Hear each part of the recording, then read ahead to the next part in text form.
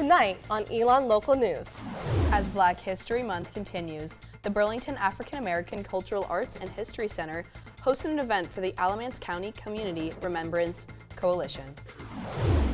Construction on East Haggard causing further road closures and expected to last until this fall.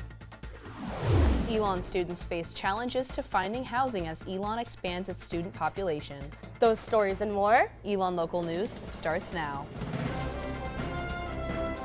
Live from the Jane and Brian Williams studio at Elon University School of Communications, you're watching Elon Local News.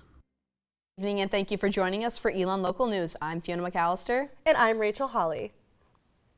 The Burlington African American Cultural Arts and History Center hosted an event for Alamance County Community Remembrance Coalition. The open house served as a platform for educating the community on the dark history of racial terror and lynchings within our county. Our Angelina Fantaroni brings us the story of this event. The Alamance County Community Remembrance Coalition brings the Alabama Equal Justice Initiative projects to the local community. Their mission is to educate the surrounding county about history, families, and injustice. Wade Harrison, member of the coalition, said open houses such as these are needed to educate the community about the history of lynchings that occurred in Alamance County. There are 3 of those, and so we have learned about each of these events, and we have located the places where we think they occurred, and we've gathered some soil from each of those places and sent that to the Equal Justice Initiative down in Alabama. The open house was shared throughout the community with flyers posted on Facebook and shared with Elon University professors. Elon sophomore Kendall Lytle toured the open house after recently coming back from Alabama with her Leadership Fellows cohort. We were able to go to the EJI Legacy Museum, and a part of that museum were these large jars of basically DNA. They were dirt from all the different sites where lynchings occurred throughout the United States, so it was really nice to be able to come back to Alamance County and then not only recognize the fact that we have the same history of lynchings here, but be a part of the people who put the dirt in those jars. Just like it makes me feel like I was a part of something really important. Previous resident of Alamance County, Wesley Baldwin traveled from Maryland to attend the open house with his wife, who is a member of the coalition. He said the history behind the event is something that the United States can never forget. We have everything in common. We're Americans, and I think we get away from there, and I'd like to, as we come and we talk about our roots, we talk about our history, it brings us back to center again as to where we came from. To keep up with current events from the coalition, visit their website at alamanceremembrancecoalition.com. Angelina Fantaroni, Elon Local News. The African American Cultural Arts and History Center recently appointed James Shields as the new manager. On February 19th, he will be speaking at the Mabane Historical Museum about the Underground Railroad in our region. As roadwork continues to move forward on East Haggard Avenue, traffic delays are ongoing. Moving away from the core part of campus, residents of Sheridan and Danley neighborhoods are now facing construction taking place in front of each exits for each neighborhood. We spoke with Town Manager Richard Rodner on the impact it will have going forward. So the traffic plan is to always maintain access. There may be times when there is one lane, we'll have alternate passing east-west traffic under traffic control. But the goal is to maintain pedestrian access along the road as well as vehicular access at all times. So there won't be any more, we don't anticipate any more closures like we've seen over the last couple of weeks. Rodner says the project is expected to last into the late summer of 2024. We will continue to keep Elon students informed on any further updates provided. Elon University announced alumna Gina Claire Mason, class of 13, as the 2024 undergraduate commencement speaker. Mason graduated from Elon's musical theater program in 2013. She starred in Wicked, the musical on Broadway, as Glinda and in 2 Hallmark Channel movies, A Holiday Spectacular and Heidelberg Holiday. She is set to address the class of 2024 at Bolt Ceremonies in Schar Center on Friday, May 24th. Mason has not responded to Elon News Network's request for comment. Elon students are starting their housing process for the upcoming academic year. Freshmen and sophomores have guaranteed housing on campus, but upperclassmen are left to decide where they would like to live. Residence Life introduced a no renewal policy for the 24-25 academic year that does not let students living in Elon's Crest, Danley, and Oaks apartment complexes renew their leases, crunching time for residents to find a new home. We spoke to apartment manager Todd Williams. For more information, you can visit the Residence Life website or their office located in the Janice Ratliff building. ENN is further developing this story. Coming up, our Mackenzie Cruz has all you need to know about the upcoming weather forecast. Love is in the air with Valentine's Day coming up. Our Abigail Hines and Angelina Fantaroni have what you need to know to celebrate with that special someone.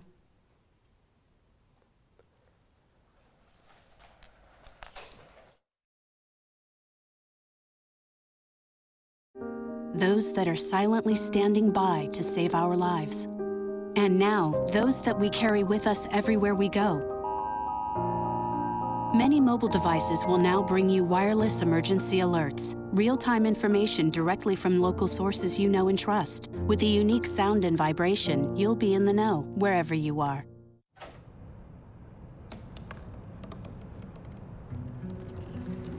They said I couldn't dream.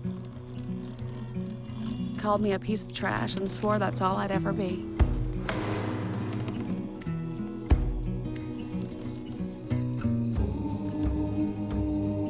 Said a bottle couldn't see the ocean.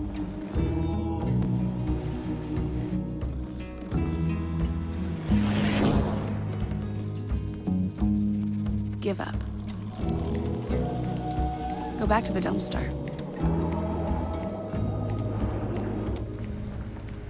But I didn't listen. I made my way.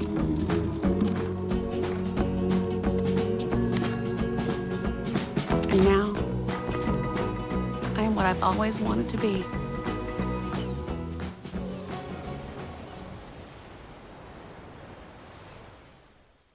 Hamilton was adopted from a rescue in 2008.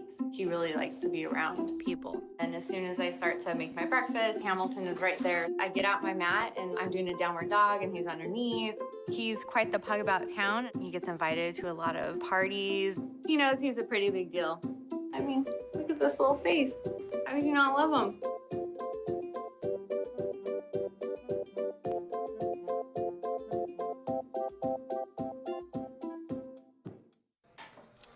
What do you think you're doing, Kevin? Was just gonna drive home. There are several warning signs present that you shouldn't be driving. Like hearing voices? Like your text-to-emoji ratio? Oh man, the selfies. Selfie, nailed it. We all have warning signs that let us know that we're probably not okay to drive. Mine is pretending to be your subconscious. Craig, come on man, let's put a ride home.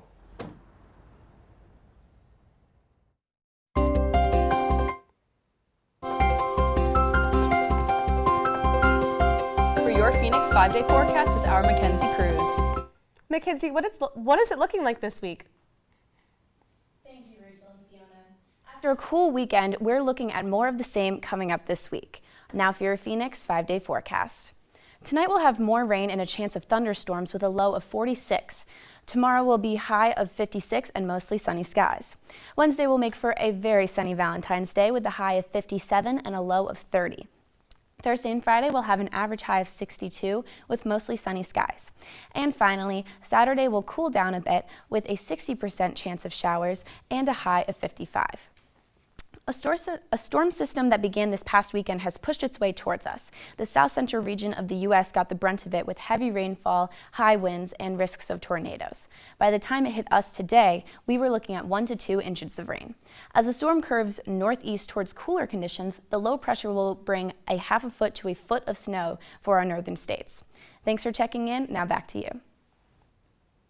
Thank you so much, Mackenzie. Elon Performing Arts presented a chorus line, selling out all 4 shows of the winter musical.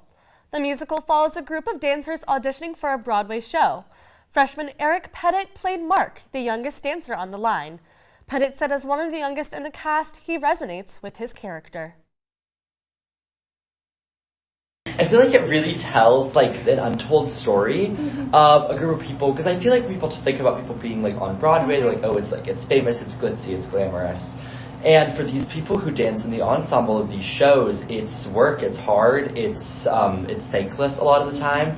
And so what I've loved so much about getting to dive into this show is, as someone who's majoring in music theater and wants to do this as my job, getting to tell the stories of real people who were doing this in the 70s, I think has been really special for me. With Valentine's Day approaching, I always struggle to make plans, last-minute plans, and I struggle about what to do. What about you? I know, I feel exactly the same way, but luckily our Angelina Fancheroni and Abigail Hines have what we need to know in order to prepare.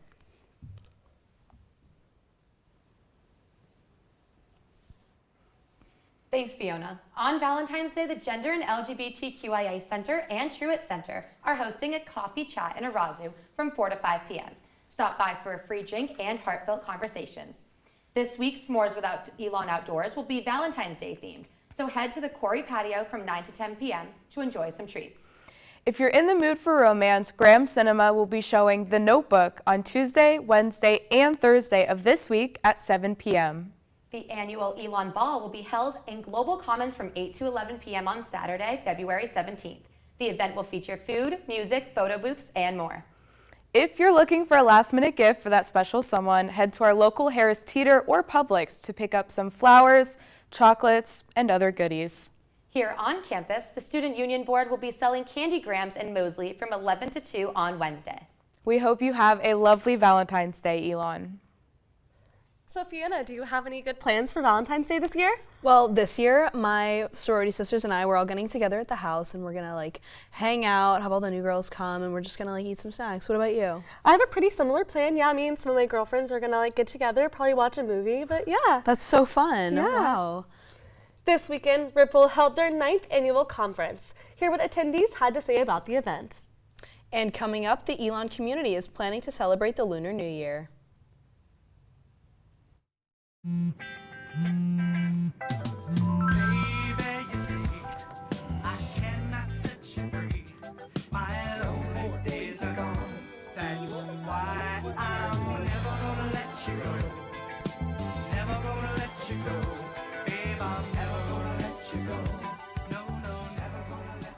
Here you go. Thank you. Thank you.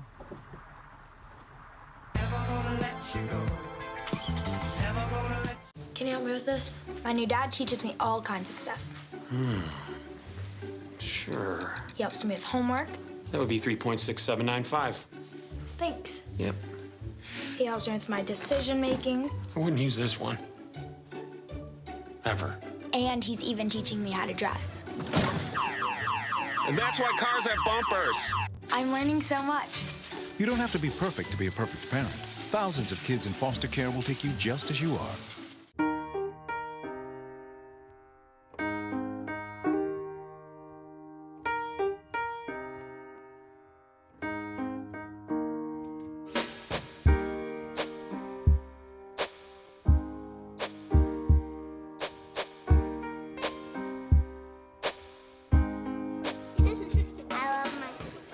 Heart doesn't see race.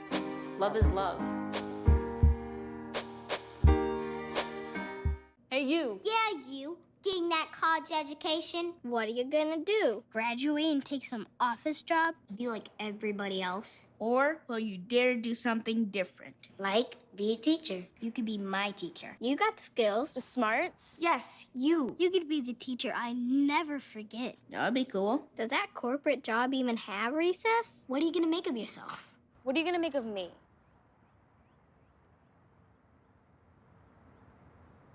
Bye-bye. Hi. Hoping for a crisp breeze to help keep you alert. Oh, he took a sip of water too. That'll probably help. You were probably gonna turn down the radio too, so you could focus, right? Probably okay isn't okay. Right? If you see a warning sign, stop and call a cab, a car, or a friend. I think the water line is what really drove it home. I blew on him. You're watching Elon Local News. Elon's Truett Center for Religious and Spiritual Life hosted their 9th annual Ripple Conference this past weekend. Our Abby Gravely has the story.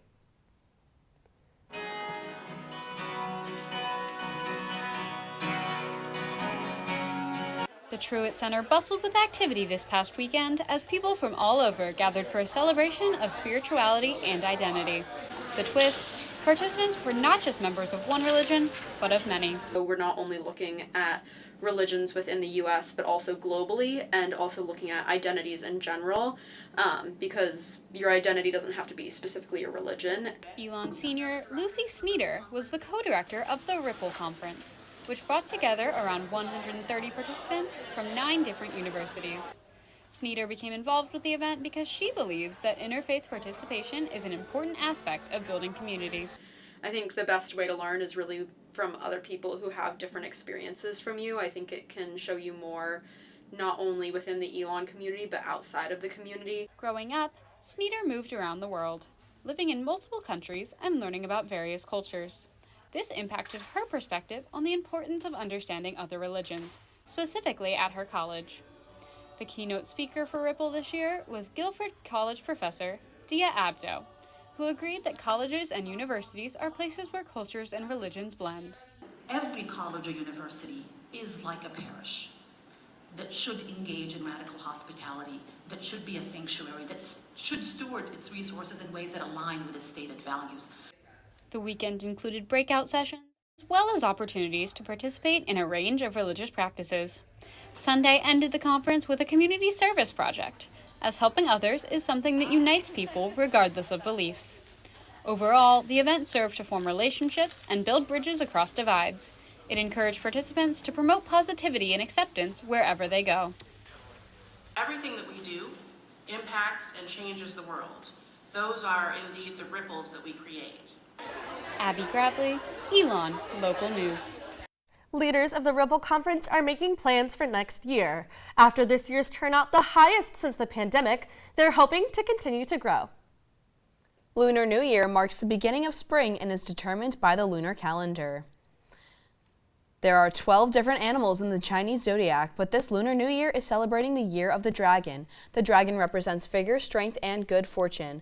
Lunar New Year is typically a time to honor deities and ancestors while being with family. Also known as the Spring Festival, Lunar New Year is the biggest holiday in Asian culture. Many traditions are honored during this holiday. Wearing red, cleaning your house, and red envelopes filled with money are the most common customaries observed.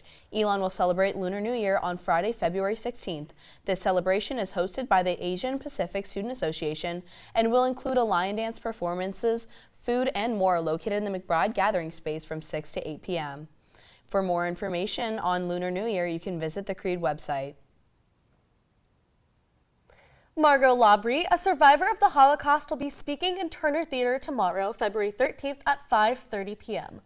Labrie will share her story as a child of the Kindertransport in the commemoration of International Holocaust Remembrance Day. The Remembrance Day itself took place on January 27th. In order to attend, an RSVP is required due to limited seating. More information on the event can be found on the Elon Hillel Instagram page. The Elon women's basketball and the Zeta Tau Alpha sorority held their annual breast cancer awareness basketball game. Up next after the break. Coming up, hear how students around the area celebrated Super Bowl 58. So there you are, shuffling through a stack of resumes and you come to mine. This is it, first impression, my way in. But can my resume show you how I truly stand out? Like that I was studying, going to night school while working 2 jobs just to help my parents pay for groceries. Or being the first one to always step up. No, that's something you just can't put on paper. Look beyond the resume and discover new ways to develop great talent that is dedicated, hardworking, and determined like me. Open road, here comes the Heffley family. Whether it's a short trip or a long haul. Estimated time, 47 hours. They will beg. You're hungry? I'm happy to provide. They will plead. Deep fried butter on a stick. But whatever you do, don't wimp out. Now you're talking. Make them buckle up. He can't hurt. Remember, safety first. Cheese curls, second. Are you orange? Jordan knows he shouldn't eat this entire bowl of nachos, but tonight he's earned that right. Because a few hours ago in the middle of happy hour, he recognized a sign. Not from the gods or a bolt of lightning, but from a double heart, a kissy face, and a fourth ha in ha ha ha. That's when Jordan knew he was buzzed. So when it was time to go, he got a ride home instead of driving. Be a legend like Jordan. Recognize your buzzed warning signs and get a ride home. Buzz driving is drunk driving.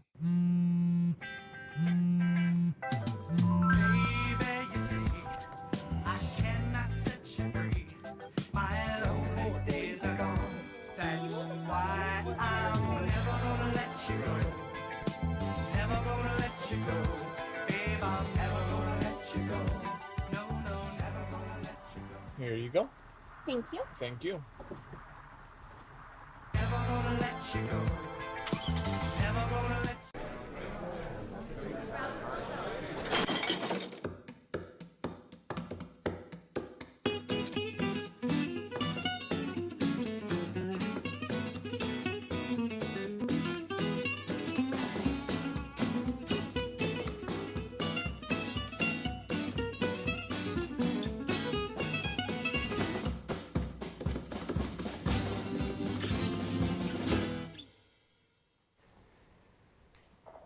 You're watching Elon Local News. Elon women's basketball and the Zeta Tau Alpha sorority hosted their annual breast cancer awareness basketball game. Fans, this game honored breast cancer survivors, especially former Elon women's basketball coach Kay Yao. ZTA Vice President and Coordinator of Committees, Celia Hearn, says this event supports and raises money alongside the motto, Play 4K. And she unfortunately had breast cancer and eventually passed away from it, and so she has like a cancer fund. It's called the Kay Yao Cancer Fund, and so this is kind of an event to honor her, and the proceeds go to that, and it's just a way to really raise awareness for breast cancer. Two-time breast cancer survivor Linda Summers says she loves to show support for others going through a similar struggle. I want to support all my sisters. I don't want nobody to have to go through what I've been through. I want everybody to know that cancer has no name, no color, no nothing, because it affects everybody the same. ZTA Vice President of Philanthropy, Education, and Awareness, Avi Kurz, is truly grateful for an event like this, as her mom is a breast cancer survivor. When I was 11, my mom was diagnosed with breast cancer, and it was a very long journey for her. It took about 2 years for her to go through everything, and she's wonderful now, and I'm very grateful for that, but it definitely gives me a huge appreciation for the strength and resilience of these women. To help raise breast cancer awareness, you can donate to the Kay Yao Cancer Fund or the Zeta Tau Alpha Foundation. Though October is Breast Cancer Awareness Month, ZTA hosts events every semester in support of this cause. We're doing something a little different today and bringing you the most trending stories from the Super Bowl. Angelina Fancheroni joins us again in the studio for the recap of the night. The Kansas City Chiefs claimed victory in last night's Super Bowl with an overtime score of 25-22. Memorable celebrity moments included singers Lana Del Rey, Taylor Swift, Ice Spice, and actress Blake Lively sharing cheers and smiles from the Kelsey box. Taylor Swift fans, or Swifties, have noted that this was Kansas City Chiefs' 13th game of the season, which happens to be Swift's lucky number. Usher's halftime performance included guests such as Alicia Keys, Her, will.i.am, and more. Fizz, an app where Elon students can anonymously post, included a poll of what the reactions were to the show. Students rated the performance kinda bad, meh, and fine, having the most votes. Tight end Travis Kelce shoved the Chiefs head coach Andy Reid after a fumble in the red zone. Kelce was not in the game for the fumble. Andy Reid opened up about the shove, saying that he has nothing but love for his players and their passion for the game. On a sad note, the smallest canine to ever play in the Puppy Bowl has passed away. Sweet Pea, a 1.7-pound Cavapoo, died due to health complications. Sweet Pea won the hearts of viewers, and the Puppy Bowl was dedicated in her name. This has been your Angelina Fancheroni with your Super Bowl social media recap. The Super Bowl, which ended in an overtime thriller, resulted in the Chiefs being crowned back-to-back champions. Covering it from McGurk's Pub and Grill is our Chris Basalik. The Super Bowl started slow with no team scoring in the first quarter. It continued that way for most of the game, being a test of defensive will, with spurts of offense mixed in. Star 49ers running back Christian McCaffrey scored the opening touchdown with a 21-yard trick screen play to put the 49ers up 10-3 going into halftime. Elon senior Adam Kenzie says he had some thoughts on who he expected to win. Well, the game's been going pretty slow so far. It's only 3-0. Expecting a pretty low-scoring game here. Hopefully like a 17-10 finish with the Niners winning, I'm assuming.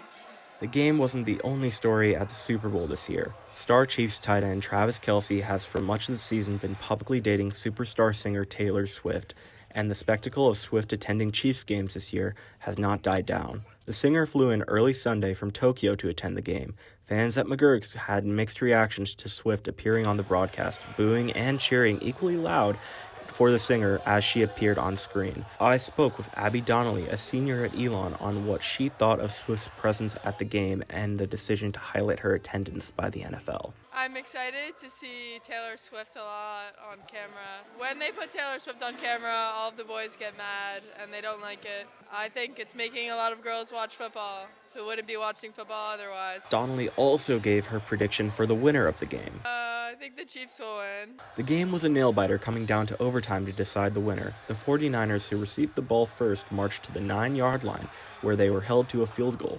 The Chiefs then received the ball and marched methodically down the field with several big plays by Patrick Mahomes to ice the game with a 3-yard touchdown pass to Mecole Hardman, winning 25-22. The Chiefs became the first team to win back-to-back since the Patriots in 2004. Patrick Mahomes was named Super Bowl MVP for the third time in his career. Chris Basalik, Elon Local News. Fiona, what did you do for the Super Bowl this year? Well, last night I only watched the halftime show. I mean, I'm really personally just into the music, but what did you do? I just went to a little watching party with some of my friends, and it was great. Wait, that's so fun. I wish I had gone to McGurk's. It looked really fun. It did, yeah, absolutely. Moving on to more local sports, Fiona has an update on Elon softball. The Elon softball team kicked it off this spring season with this week at the annual Elon Softball Classic. Elon Softball has high hopes for the 2024 spring season and was looking to make a big statement at their opening home tournament. Spanning over 3 days, the Phoenix played 4 games against tough opponents. On Thursday, Elon started hot, beating the Kent State Golden Flashes twice. Right fielder Caitlin Wells led the way, driving in 6 runs.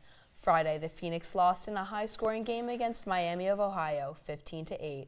On Saturday, Elon faced the Evansville Purple Aces. Elon was down 4-3 in the bottom of the 8th inning. That's when junior Allie Searing blasted a walk-off home run to end the tournament with a bang. Leaving the Classic with a 3-1 record, the Phoenix looked to keep the momentum going up with another matchup against North Dakota State on February 16th. As for the rest of the week, Fiona, what games can students look forward to? The first game that students can look forward to is tomorrow as men's tennis takes on South Carolina State at 2 p.m. Then this Thursday, men's basketball takes on Delaware at 7 in Shar Center this weekend. Baseball begins their season with a home series against Navy, with the first game beginning Friday at 4 p.m. Women's tennis and men's tennis will then have matches at Elon Saturday beginning at 1 p.m. Which game are you most excited for? Well, actually, I'm excited for something we did not just mention. Really? I heard that there is a pickleball tournament this weekend on Friday, I believe. I heard about that too. I heard it starts at 11 and it goes until like 4. And I know that the Innovation Scholars are doing that, or the fellows, and they're kind of having it as like a pick your own charity thing when it's over. Do you think you're going to go? Absolutely. I think it's the first one that Elon has done, right? So I think that's a really unique opportunity, and I would love to go and support. Me too. I mean, personally, I think it's a really fun sport. I think they should have like more national tournaments, don't you think so? Absolutely. And I think I'm also going to go to the tennis matches as well. Really? I might go to the baseball game against Navy. That sounds really fun. Oh, we should go together. We should go together yeah, for that sure. would be absolutely great. I know. That would be so fun. Yeah. Are you going to go to the basketball game as well? I'm not sure about that one. I don't really know. We'll see how that plans out. What about you? I think I'm going to go. Absolutely. Awesome. Great. Well, that's all the news we have for you this evening. Thank you so much for joining us. Head over to our website, elonnewsnetwork.com, for stories, sports, and more. And make sure to follow us on social media at Elon News Network. Have a great night, Elon.